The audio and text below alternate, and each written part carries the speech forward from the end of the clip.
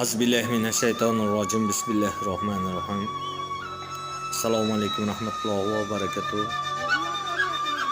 Bir bandani do'zaxga tushayotganini ko'rib, payg'ambarimiz Muhammad sallallohu alayhi va sallam yig'lab olar. Payg'ambarimiz yig'layotganini ko'rgan 3 ta farishta nimaga yig'layapsiz? Payg'ambarsiz-ku dedilar. Ey farishtalar, bular mening ummatim. Men uchun namoz o'qigan, men uchun zakotni bergan, men uchun ihsonni, sadaqasini qilgan, meni izmimda yurgan. Nimaga bular do'zaxga tushadi? dedik. Allohdan so'radik. Ey Allohim, shularni jannatga tushirgin. Alloh rozi bo'ladi.